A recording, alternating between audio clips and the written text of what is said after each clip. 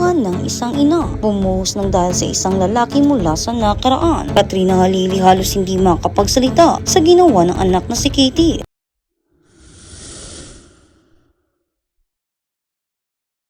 Isang nakakagimbal at nakakadurog ng pusong eksena ang nasaksihan ng mga tagahanga matapos tuluyang bumigay ang matapang na imahe ng isang kilalang aktres. Nakasanayan ng buong Pilipinas na makita si Katrina Halili bilang isang palaban at walang inuurungang kontrabida sa telebisyon. Ngunit sa likod ng mga matatalim na tingin at matataray na linya ay isang malambot na puso ng isang inang nag-iisa sa isang hindi inaasahang pagkakataon. Nabasag ang kanyang katatagan at halos maiyak sa harap ng publiko nang masaksihan ang isang pambihirang tagpo na nagbabalik ng mga alaala mula sa isang lalaki. Naging malaking bahagi ng kanyang nakaraan ang dahilan ng kanyang matinding emosyon. Walang iba kundi ang kanyang sariling dugo at laman na si Katie na nagpamalas ng isang nakakilabot na talento na malinaw na minana mula sa dating kasintahan ng aktres na si Chris Lawrence.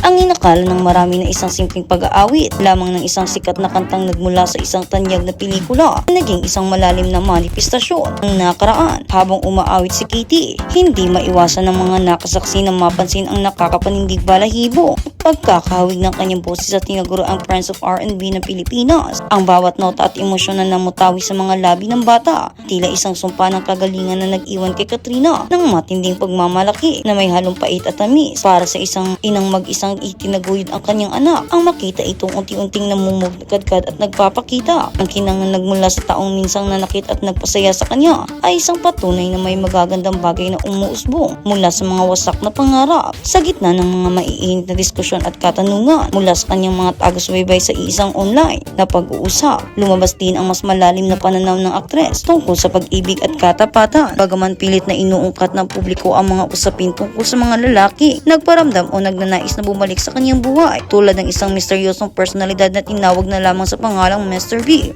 Nananatiling matigas at buo ang paninindigan ni Katrina. Ipinakita niya ang isang nakakagulat na antas ng kapanahunan ng talakayin niya ang tungkol sa mga tukso at panluloko sa isang relasyon. Para sa aktres, ang pagpapaalipin sa selos at sobrang pag-iisip sa mga ginagawa ng kapareha ay isang laso na sumisira lamang sa sarili. Malakas ang kanyang naging pahayag na kung nakatakdang manloko ang isang tao, gagawin nito iyon at walang dahilan upang sirain ang sariling kaligayahan at kapayapaan ng isip ng dahil lamang sa kasalanan ng iba. Ang mga revelasyong ito ay lalong nagpatibay sa imahe ni Katrina bilang isang huwarang Pilipina na hindi na kailangan ng isang lalaki upang makumpleto ang kanyang pagkatao. Sa kabila ng mga bali-balitang may mga taong nanginayang at pilit na ibinabalik ang nakaraan dahil raw itinuloy ang panliligaw ng hindi pa tamang panahon. Malinaw na ipinarating ng aktres na hindi na niya pasanin ang mga pagkukulang ng iba. Ang mga hindi natuloy na plano at mga naudlot na pag-ibig ay tinuring na lamang niyang problema ng mga taong hindi nagkaroon ng sapat na tapang na ipaglaban siya. Sa kasalukuyan, ang kanyang buong atensyon, oras at lakas ay nakatuon lamang sa pagpapalaki kay Katie sa pagganap sa kanyang mga sunod-sunod na proyekto at taping sa telebisyon. Sa huli, ang pagluwa ni Katrina Halili ay hindi isang sinyalis ng pangungulila, kahinaan, hindi isang masiding pagpapakita ng tagumpay ng isang ina. Ang boses ni Katie na umalingaw at nagpapaalala sa talento ni Chris ay hindi na isang anino ng nakaraan na dapat iyakan, kundi isang magandang pamana na kanilang gagamitin upang harapin ang hinaharap. Ang kwento ng mag-ina ay patuloy na magsisilbing inspirasyon sa lahat ng mga babaeng dumaan sa bagyo ng pag-ibig. Nagpapatunay na pagkatapos ng lahat ng panluloko, sakit at pag-iisa, ang pinakamagandang musika sa buhay ay ang makitang lumalaki ang iyong anak na puno ng talento, pagmamahal at pag-asa.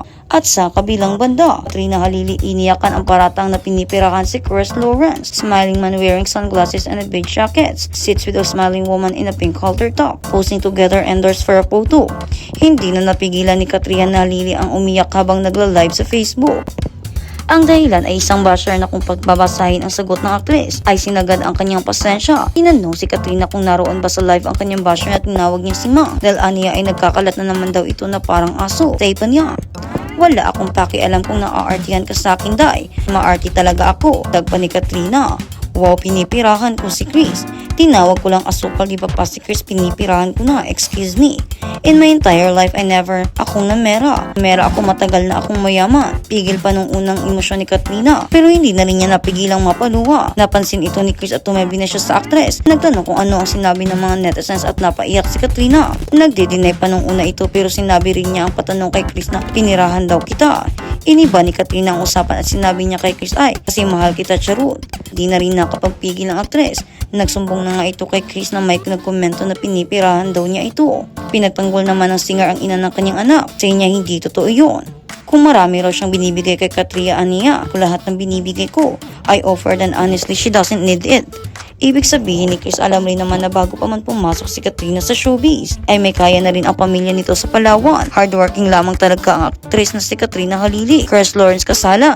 Lovers in Paris, ang trip ng Armat. Kung ikakasal daw si Katrina Halili at Chris Lawrence, ang kahilingan daw ng ina ng actress ay yung parang Lovers Paris. Ito ang kahilingan ng mama ni Chris Lawrence. May naman ang umaasang matutupad ito balang araw. Mangyayari kaya marami ang nagdadasal na sana ay magkatuluyan na raw ang dalawa. Kita naman sa kanilang mga post na very sweet at magkasundo ang dalawa. Matutuloy ito. Ito ang magiging unang matutuwa ang anak nilang babae na si Katie. Sana raw ay aminin na nila ang tunay nilang opisyal na relasyon at mag-propose na si Chris kay Katrina. Marami ang nag-speculate na 100% na mangyayari yun sa Catherines. At sa kabilang balita, Katrina Halili, Chris Lawrence, sweat banding kinikilig ang fans. Kinilig ang mga fans nang kumalat sa social media ang mga litrato at video together ng dating magjowa, sina Katrina Halili at Chris Lawrence. Sa kanyang Facebook page, nag-share ang actress ng mga ganap sa muling pagsasama nila ni Chris, ang tatay ng kanyang anak na si Katie. Makikita sa mga picture at video ang paglalaro nila ng pickleball kasama sina Chris at Katie. Good morning! First time to try pickleball dahil hindi sanay ayan hingal is life, ani Katrina sa caption ng kanyang post. Sa bandang dulo ng kanyang caption ay may pa-explain si Katrina kung bakit nagkabanding niya ang ex-jowang si Chris. Dapat daw kasi ay susunduin lang ni Chris si Katie, pero napalaro na rin ng pickleball. Marami ang kinilig sa banding ni na Chris at Katrina at halos lahat ay nagsasabing sana raw ay may second chance sa love ang dalawa. Ay muling ibabalik ang tamis ng pag-ibig at tiyak. Matutuwa si Baby Katie. Sobrang kilig ko sa inyong dalawa, grabe na to. Sana magkabalikan na kayong dalawang mga dudes. Comeback is real na ba, Ate Kat? Nakakilig kayo sobra. Katrina Halili, Chris Lawrence, Katie nagpaligaya sa Hong Kong. Three friends posing for a selfie on a sunny boat smiling at the camera. The man on the left wears a white cap and sunglasses. The girl in the middle wears a striped shirt and the woman on the right smiles warmly. Ipinasilip ni Chris Lawrence ang isang larawan pagdating niya sa Hong Kong kasama sina Katie, Katrina Halili. Mukhang mapupuno na naman ng saya at kulitan ang kanilang biyahe na dapat daw abangan, sabi ni Katrina sa hiwalay na post. Isang city, isang muka, isang vibe at sandamakmak na kalokohan. Say pa ni Katrina, abangan ang aming Hong Kong adventures. Dag niya pa, agad namang umani ng mga positibong reactions mula sa mga netizens. Ang kanilang family trip kung saan marami ang humiling na mai-enjoy nila ang kanilang bakasyon. Kaya naman, abangan natin ang magiging susunod na kabanata tungkol sa mga isyong ito. Ang bihirang tagpo na nagpabalik ng mga alaala mula sa isang lalaki naging malaking bahagi ng kanyang nakaraan.